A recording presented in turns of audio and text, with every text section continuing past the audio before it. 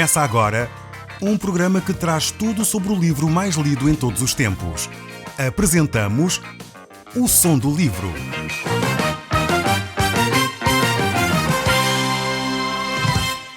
Seja muito bem-vindo. Neste podcast vai encontrar o livro mais conhecido e lido em todo o mundo.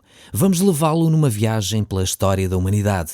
Este é um audiolivro para si, para a sua família e sociedade em geral. Contextualização e comentários de Paulo Chaveiro. Caro amigo, nós estamos no segundo livro de Samuel e hoje vamos tentar olhar para o capítulo 8 e 9 deste mesmo livro. Vamos continuar a seguir os passos deste grande rei. Este grande rei que era Davi. Davi foi o segundo rei da nação de Israel, mas realmente ele foi o grande rei da nação de Israel. Ele foi o mais importante rei de todos os tempos. É verdade que Salomão foi o rei mais sábio, mas Davi foi de facto o rei que conquistou o grande império, digamos assim, que Israel teve.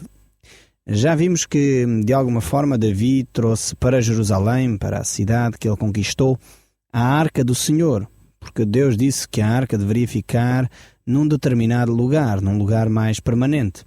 E Davi construiu então uma casa, ou pretendia construir uma casa para Deus. É verdade que ele tinha construído uma casa para si próprio, um palácio, e este desejo então de construir algo para Deus também permaneceu. No entanto, Deus não permitiu que isso acontecesse. Davi realmente era um homem que tinha derramado demasiado sangue. Ele era um grande general, tinha estado envolvido em muitas batalhas e por essa razão Deus não permitiu que Davi edificasse essa casa, esse templo para Deus. No entanto, Deus estabelece ali com Davi uma aliança extremamente interessante. Traz muitas promessas para Davi, mostrando que o seu reino seria um reino perpétuo. O seu reino seria um reino firmado e alicerçado com bastante durabilidade, podemos dizer assim. Então, Davi recebe esta promessa de uma forma muito entusiástica e fica satisfeitíssimo pela forma como Deus se vai relacionar com ele. E encontramos assim no capítulo 8, no verso 1, e o texto bíblico continua assim. Após isso, Davi venceu e submeteu os filisteus, conquistando Gat, a maior cidade deles. Mais uma vez, Davi continua a obter vitórias atrás de vitórias. E agora ele tem uma vitória sobre os filisteus, os grandes inimigos da nação de Israel. Os filisteus eram um povo que constantemente estavam a pelejar contra Israel. E aqui Davi mostra que realmente ele era um grande militar. Ele era realmente um grande rei.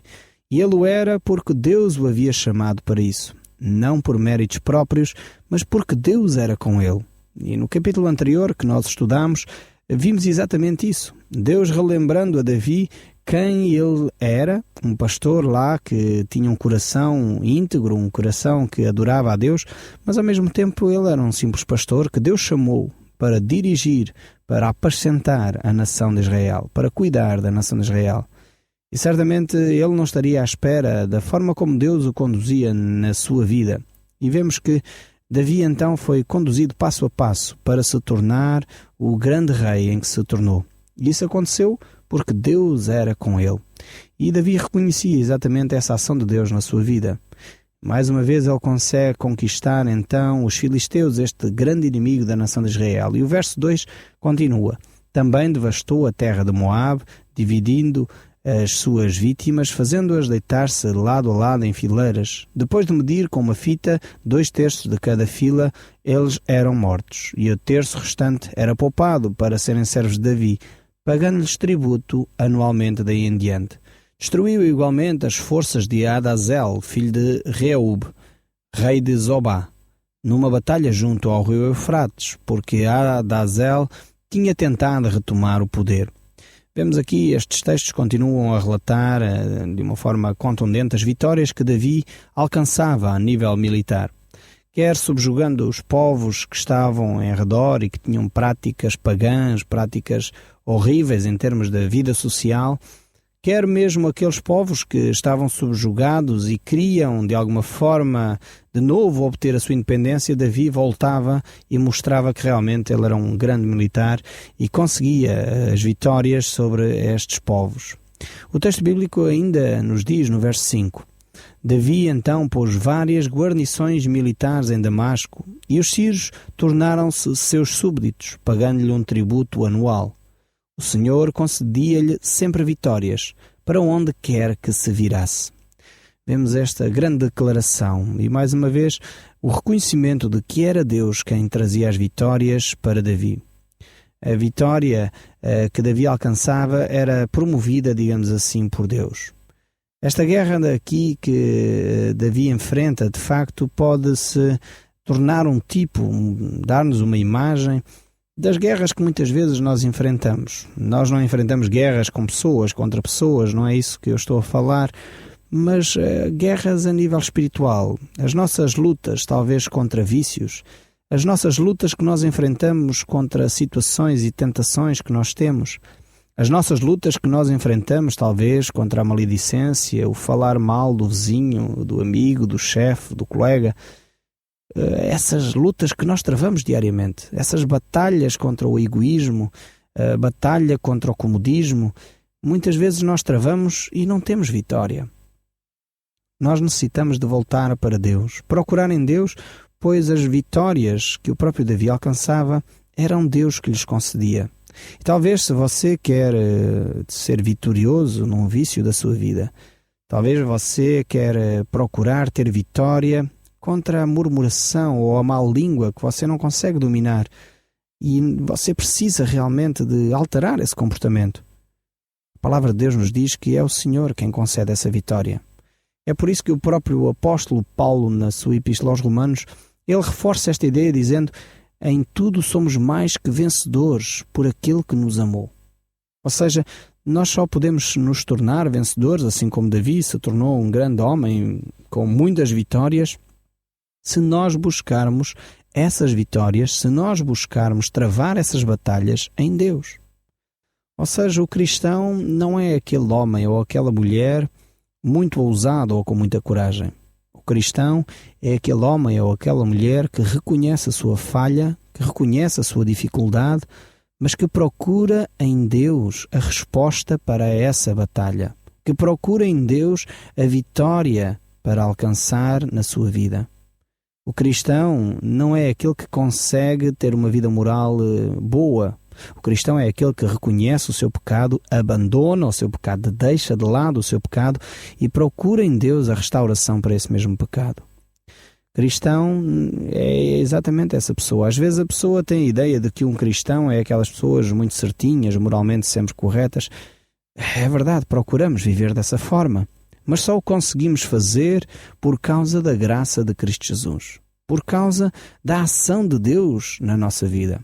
Assim como Davi só tinha possibilidades de vencer as batalhas quando Deus agia, portanto, e porque Deus era com ele, o Senhor lhe dava as vitórias, assim também os cristãos só podem alcançar vitórias na sua vida quando buscam viver em conformidade com a palavra de Deus e viver, acima de tudo, na dependência de Deus.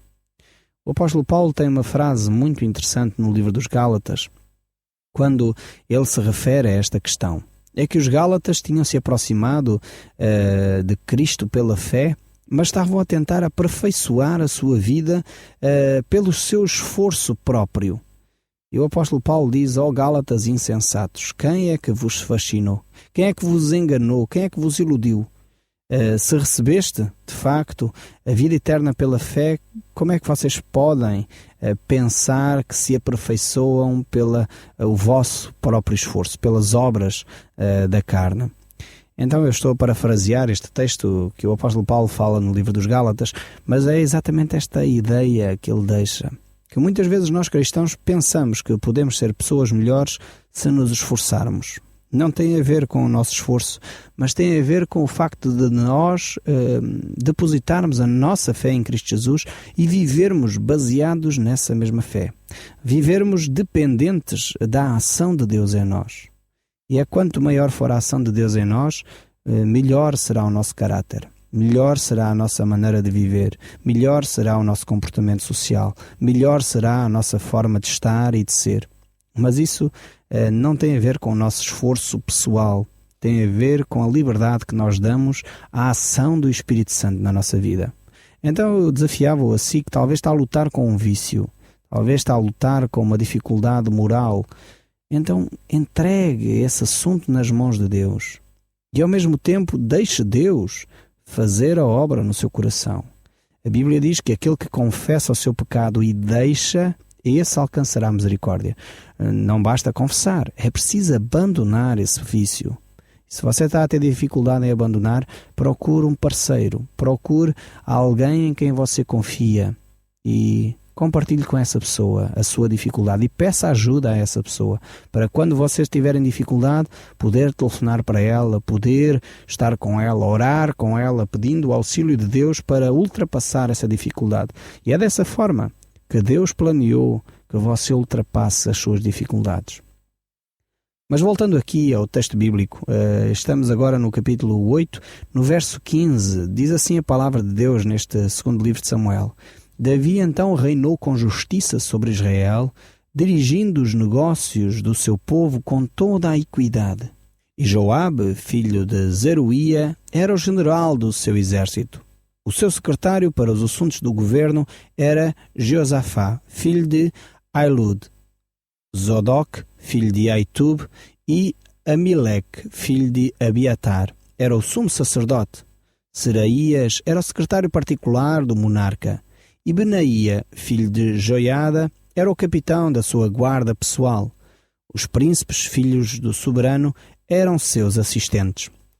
Vemos aqui por este texto bíblico que Davi tinha o seu governo, o seu reino, bem organizado. Ele tinha pessoas responsáveis em lugar-chave. Estamos lembrados que até esta altura, de facto, a nação de Israel vivia com juízes, onde o assunto era mais centralizado numa só pessoa, sem que houvesse uma estrutura organizada para a nação de Israel. Davi aqui vai organizar a sua nação. Mas, ao mesmo tempo, é importante destacar que não só ele tem uma boa administração, como também ele era um homem justo. Ele dirigia com justiça a nação de Israel. E ele dirigia não só com justiça, mas também com equilíbrio. E isto é importante ser salientado, porque por vezes há pessoas que são extremamente justas, podemos dizer assim, quando olham para a lei e ficam naquilo que é legal, naquilo que é correto, o que está escrito, o contrato diz assim, mas não são capazes de ser flexíveis o suficiente para tomarem medidas equilibradas. E infelizmente já tenho visto vezes demais pessoas que são tremendamente legalistas, tremendamente agarradas à justiça legal, mas que não são equilibradas nas suas posturas. Não são pessoas sensíveis às necessidades dos outros. Não são pessoas que entendem, por um lado, a justiça, mas que ao mesmo tempo entendem a situação particular em que aquela pessoa se encontra. É necessário que as pessoas possam ser orientadas com justiça, mas também com equilíbrio, com equidade, como Davi fazia com o seu povo. E isto é duas características fundamentais para quem se quer tornar um bom líder. Não basta ser justo. Não basta ser uma pessoa agarrado às leis e levar as pessoas a cumprir o que está na lei. É preciso ser compreensivo, é preciso ser equilibrado, é preciso estender graça. Esta palavra que talvez não é muito comum no nosso dia-a-dia, mas é necessário. E estender graça significa que a pessoa não recebe exatamente o que merece, mas recebe muito além daquilo que merecia. Ou seja, se uma pessoa praticou um ato errado, em consequência disso provavelmente mereceria um castigo severo. Mas em vez disso, nós damos então graça. Talvez desculpamos a situação, damos uma segunda oportunidade, damos talvez uma outra chance para que a pessoa possa se emendar. E isto é estender graça. E é exatamente o que Deus fez connosco. Ou seja, nós não merecíamos o favor de Deus. Nós não merecíamos que Ele se dignasse a olhar para nós, pois nós temos voltado como humanidade as costas a Deus. No entanto, Deus amou-nos de tal maneira que deu o seu Filho unigênito para que nós pudéssemos ter vida eterna, para que nós pudéssemos nos relacionar com Ele. Isto Ele fez sem que nós merecêssemos. Estando nós de costas voltadas para Deus, Deus veio, tocou-nos no ombro e disse: olha, quero-me relacionar contigo e por isso eu dou o passo, eu sacrifico-me, eu satisfaço a minha própria justiça. O facto de vocês se terem afastado de mim, o facto de vocês me terem abandonado, terem pecado contra mim, eu pago o que é justo por esse vosso abandono. Eu pago o que é justo por esse vosso pecado. E aquilo que é justo é a morte do meu Filho Jesus Cristo. É a entrega de Jesus por amor de vocês. E foi exatamente isto que Deus fez por si e por mim. Então o nosso Deus é um Deus justo por um lado, mas é um Deus equilibrado que olha e nos estende graça. Nos dá graça, estende esse favor imerecido. Nos dá amor quando nós merecíamos penalidade. Nos dá carinho quando nós merecíamos talvez ser punidos. E esta é a forma como Deus age para conosco. Davi aqui, de facto, ele era um rei grande, ele governava a sua nação com justiça e com equidade, com equilíbrio. E isto é fundamental para cada um de nós, também que vive nas suas relações, ter este senso de justiça, fundamental, mas ter este senso de equilíbrio, de percepção das particularidades de cada um. Mas chegamos então ao capítulo 9 deste segundo livro de Samuel, onde encontramos talvez uma das histórias mais lindas aqui das Escrituras. E esta história revela a grandeza do rei Davi. Este capítulo 9 aqui narra a história de Mefibosete. Já mencionamos um pouco este homem aqui, este Mefibosete, que era neto de Saul e filho de Jonatas, e realmente é uma história que nos sensibiliza. Nós estamos lembrados que Saul tentou matar várias vezes a Davi. Ele procurou retirar-lhe a vida e perseguia a Davi por toda a nação de Israel. Saul não desejava mais nada do que a morte a Davi. E era habitual, naquela altura, quando um rei tomava posse, exterminar por completo todas as ameaças que ele considerava que poderiam pôr o seu trono em causa. E uma delas, como era óbvio, era exterminar os descendentes do rei que o tinha precedido. E aqui Mefibosete estaria em perigo, digamos assim, caso Davi não tivesse um coração como ele tinha na realidade, um coração justo e um coração equilibrado. Davi então é confrontado com esta situação. Aparece diante dele este homem Mefibosete. Era filho então de Jonatas. A lei dizia que ele deveria ser morto. Era assim que as coisas funcionavam naquela época. Mas, no entanto, não é assim que Davi vai funcionar. Apesar de ser isso que a lei dizia, Davi era um rei que julgava com justiça, mas era um rei que julgava com equilíbrio. Vamos então olhar para o texto bíblico e ver o que é que acontece a este Mefibosete. Diz o texto bíblico assim no capítulo 9, verso 1. Um dia Davi começou inquirindo se haveria ainda alguém da família de Saul que estivesse em vida, pois queria-lhe fazer bem, tal como prometera ao príncipe Jonatas. Falaram-lhe então de um tal Ziba, que fora servo de Saul, e o rei mandou chamar. Chamas-te Ziba? Sim, senhor, sou eu próprio. Conheces alguém ainda que resta da família de Saul? Porque queria cumprir a promessa sagrada que fiz de ser bom para com essa pessoa. A Ziba respondeu: há um filho de Jonatas que vive ainda e que é coxo. Onde é que ele mora? Perguntou o rei. Em Lob-debar, em casa de Maquir. Davi mandou buscar esse filho de Jonatas e neto de Saul, que se chamava Mefibosete, o qual, quando se aproximou do soberano, estava cheio de medo e saudou o rei, inclinando-se perante ele em sinal de uma profunda submissão. Mas Davi disse-lhe: não tenhas receio. Mandei vir-te para que possa fazer-te bem, de acordo com a promessa que fiz ao teu pai Jonatas. Devolver-te-ei todas as terras do teu avô e viverás aqui no meu palácio. Vemos aqui a ação de Davi. Este Mefibosete, por lei, deveria ser morto. Mas, ao mesmo tempo, Davi era um homem equilibrado, um homem que tinha, sentido de responsabilidade e um homem que valorizava a sua palavra. Ele tinha prometido a Jonatas que cuidaria dos seus descendentes. E ele não iria contrariar a sua promessa por causa da lei daquela época, por causa da lei que era vigente na sociedade. Davi tinha dado a sua palavra de honra e ele iria cumprir essa mesma palavra. Era importante que hoje em dia as pessoas pudessem valorizar mais a sua palavra de honra. É triste vivermos numa sociedade onde a palavra de honra já não serve de nada. Infelizmente já nem os contratos escritos hoje em dia servem de alguma coisa, mas é pena que as pessoas não sejam pessoas de palavra. Pessoas que assumam os compromissos que estabeleceram. Pessoas que são capazes de assumir até as consequências de terem dado a sua palavra.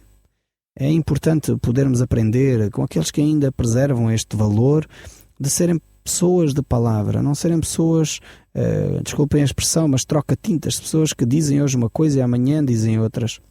Eu sei que, infelizmente, os exemplos que vêm de cima nem sempre são os melhores.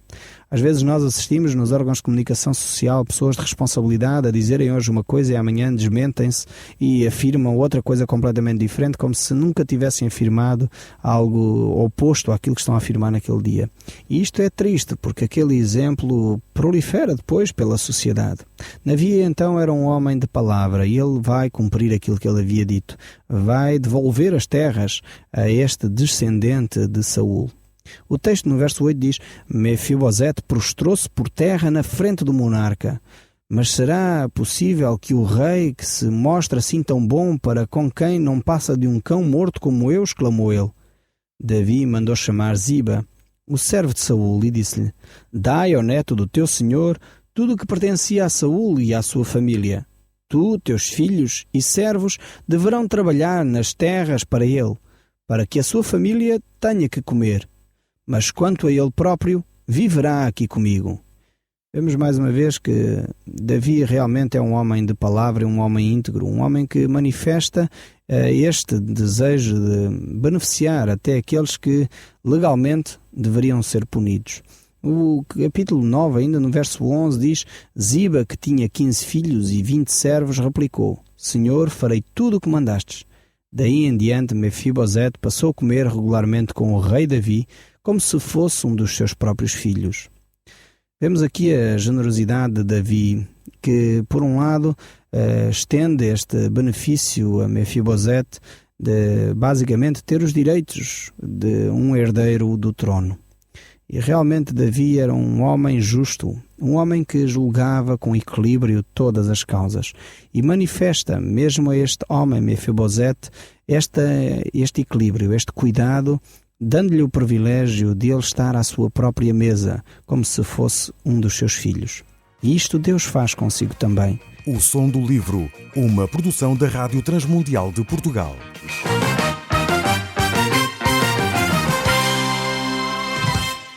RTM. Conhece todos os nossos programas em rtmportugal.org. Uma produção da Rádio Transmundial de Portugal.